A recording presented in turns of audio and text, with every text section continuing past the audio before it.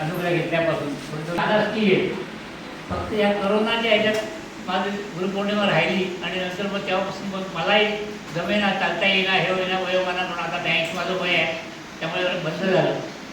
म्हणून एक आहे आपली कुठेतरी श्रद्धा पाहिजे, श्रद्धावान जाऊ दे, ज्ञानवान जाऊ दे, धन आहे शेवटी. आणि विश्वास हा मुख्य आहे, म्हणजे आपल्या गुरुवर पूर्ण विश्वास ठेवला पाहिजे काही हो. तर ते एक दोन उदाहरणं मी तुम्हाला सांगेन.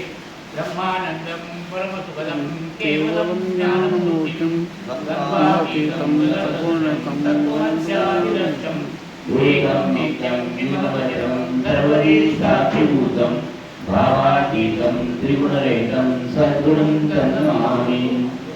सद्गुरुनाथ महाराज की जय.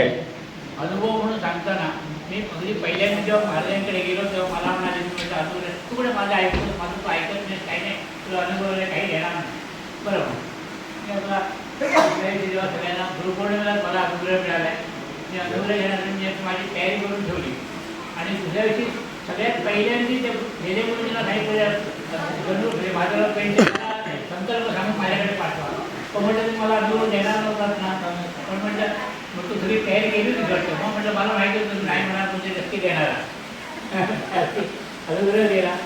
आणि तेव्हापासून मी साधारण 68पासून मी त्यांच्याकडे जातो आहे अनुग्रहाचा. अनुग्रह घेतल्यानंतर 68पासून कधी एकही वर्ष चुकलेलं नाही, वर्षातून काय काळ. आणि त्यांच्यावर एक पूर्ण श्रद्धा. मी स्वतः बिलमध्ये झोपलो होतो. माझे एक छोटंसं उदाहरण मला सांगतो. मी नुकतं नोकरीला लागलो आणि माझं लग्न ठरवलं त्यांनी आमच्या डोंबिवलीला गुरु मंदिर बांधलेलं आहे. ठाणे महाराजांनी ते सगळं देऊन तिथे ते गुरु मंदिर बांधलं. ते बंधू तिथे राहतात. त्यांना सगळं 500 वर्षापूर्वीच्या काही पंचरत्नाच्या पादुका आहेत. आणि स्वतः गोदरवाच्या पादुका ज्या ह्याला होत्या जसला त्या इथे आलेल्या आहेत. त्यामुळे ते एक सुंदर मंदिर बांधायला आपण जो उत्सव केला. उत्सवासाठी म्हणून सगळी भांडी कोणी आली. मला म्हटलं तुझं इथे लग्न करावं असं मला विचार. म्हटलं मला अजून घर नोकरी नाही, घर परमनंट नाही, घर काही नाही, जागा नाही, तुम्ही लग्न. आम्ही जबाबदारी घेतली माझी, तुला तुला मुलगी दाखव.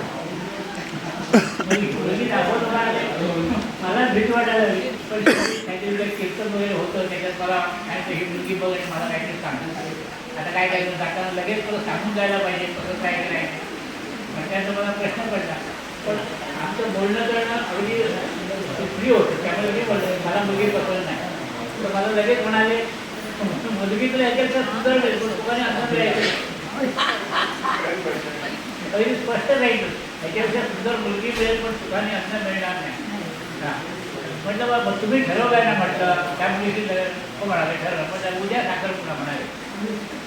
सगळे कोणालाही माहिती नाही, सगळे लग्नामध्ये झालं. मग लग्न ठरवलं, साखरपुडा झाला. मग मला तुमची जर इच्छा असेल तर दैवाला या, पण माझी इच्छा आहे लग्न काय इथे गुरु मंदिर जे नवीन झालं तिथे तुझं लग्न व्हावं याची इच्छा आहे. ठीक आहे, तुमची इच्छाही महत्त्वाची. लग्न ठरलं त्यानंतर आणि मला मी जबाबदारी घेतली आहे. मी म्हटलं परमाण नाही काय नाही, तर मी सुजामध्ये लागलो होतो. तो म्हटलं लग्न झालं म्हणजे बेळगावला या, कारण आम्हाला नाही गुरुकुल. त्यामुळे लग्नासाठी मी फक्त 3 दिवस रजा घेतली.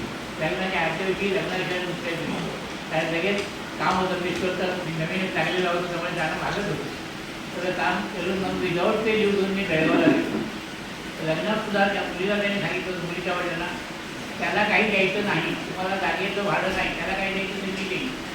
फक्त आलेला मनुष्य जेवण्याशिवाय जाता नाही हे तुम्ही काळजी घ्यायची. अन्नदान महत्त्वाचं आहे. सकाळी येऊन संध्याकाळी येऊन जाताना एवढं सर्वात किंवा ऐकून 2 लोक जाताना आशीर्वाद नाही देणार, शिवाय देणार. आम्ही 100 रुपये खर्च करून आलो आणि दिलं काय एवढं आईस्क्रीम एवढं घेऊ, तर तसं नव्हतं. प्रत्येकाला जेवून जावा हा इच्छा. त्यामुळे त्यांनी उत्तम झालं आहे. जेवण झालं, सगळं लग्न झालं. आणि मी बेळगावला गेलो. विशेष म्हणजे तिथे गेल्यानंतर जो आमचा सत्कार जो महाराजांनी केला होता तो भूतोचा भविष्य आयुष्यात कधी असं म्हणत नाही. 14 प्रकारची पक्वानं होती. चांदीची बसाला पाट, चांदीचं ताट, चंदनाच्या तेलाची चांदीची सफाई आणि सुवर्णाच्या पंचरत्नांनी आम्हाला ओवाळलं. आणि त्यावेळी इतक्यासाठी चालू त्यांनी आणलं होतं. शालू शालू शालू